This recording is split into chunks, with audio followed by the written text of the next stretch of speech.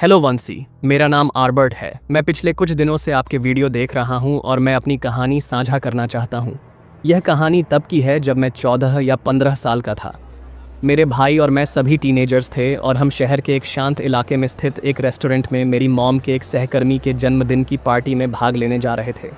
ये शायद रात के 11 बजे थे और हम घर वापस जाने के लिए तैयार हो रहे थे, लेकिन मेरा भाई पास के एक छोटे से स्टोर में कुछ कैंडी खरीदना चाहता था और मेरी मॉम सहमत हो गई क्योंकि यह रेस्टोरेंट के ठीक सामने था।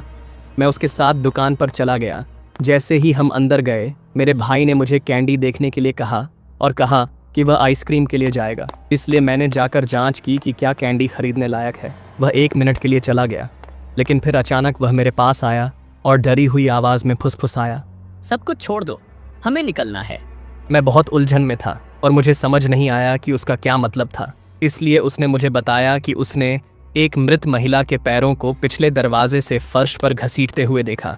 मैं देखने गया, लेकिन दुकान के पीछे का दरवाज़ा पहले से ही बंद था। इसलिए मैं बस पलट गया और अपने भाई के साथ वापस रेस्टोरेंट में भाग गया। हम आखिरकार कार में गए और मेरे भाई ने मुझे सब कुछ समझाया। उसने कहा कि जब वह आइसक्रीम देख रहा था तो उसने किसी धातु के फर्श पर गिरने की आवाज़ सुनी और फिर उसने 2 लोगों को एक लाश को दरवाजे से घसीटते हुए देखा। उसने कहा कि यह लाश निश्चित रूप से एक महिला की थी। मेरे भाई ने मेरी मॉम को समझाने की कोशिश की, लेकिन उसने उस पर विश्वास नहीं किया। लेकिन मुझे पता है कि वह झूठ नहीं बोल रहा था, क्योंकि मेरे भाई को जानते हुए वह बिना किसी कारण के कैंडी और आइसक्रीम नहीं छोड़ेगा। आज तक मैं अभी भी यह सोचना बंद नहीं कर सकता कि अगर हम पकड़े जाते तो क्या होता।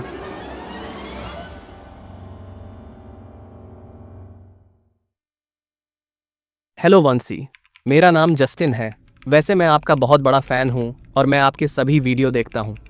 मुझे यकीन नहीं है कि इस बारे में आप लोगों से संपर्क करने का यही तरीका है, लेकिन मेरे पास एक डरावनी कहानी है जो तब हुई जब मैं लगभग 12 साल का था। मैं उस समय अपने घर के बेसमेंट में सोता था।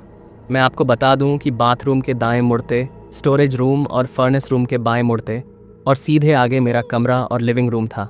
एक रात मैं कुछ होमवर्क पूरा करने के बाद बिस्तर के लिए तैयार हो रहा था। ये लगभग 1 या 2 बजे का समय था। मुझे गंभीर अनिद्रा है, रातें गेम खेलने या पढ़ने में बिताना। वैसे भी जब मैं बिस्तर के लिए तैयार हो रहा था तो मुझे एक अजीब सी सनसनी महसूस हुई। ऐसा लगा जैसे कोई भूतिया ठंड मेरे अंदर से गुजरी हो, जिससे मैं काँप रहा हूँ। मैंने इसे अनदेखा किया और बिस्तर के लिए तैयार होना जारी रखा। जब मैं काम पूरा करके बिस्तर पर लेट गया तो मैंने थोड़ी देर के लिए YouTube पर कुछ वीडियो देखे और फिर अपनी किताब पढ़ी। लगभग 1 घंटे पढ़ने के बाद मैंने लाइट बंद कर दी और अपनी आंखें बंद कर लीं। जब मैं सोने लगा तो मैंने शॉवर का दरवाज़ा खुलने की आवाज़ सुनी।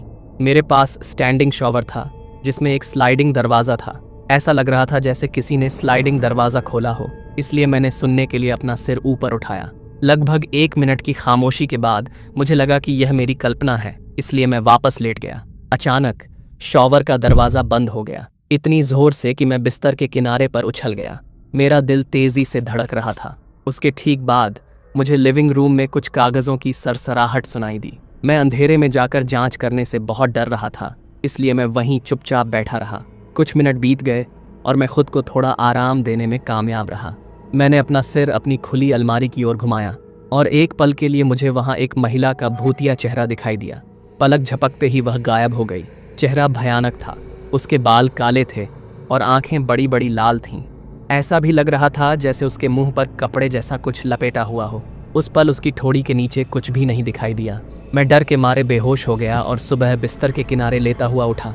जब मैं उठा तो मैंने पाया कि मेरे होमवर्क के पेपर लिविंग रूम में इधर उधर बिखरे पड़े थे, और जब मैंने शॉवर चेक किया तो उसमें प्लास्टिक में दरार थी, शायद उसे ज़ोर से बंद करने की वजह से। अब तक मैंने किसी को नहीं बताया था, क्योंकि मुझे पता था कि कोई भी मेरी बात पर यकीन नहीं करेगा।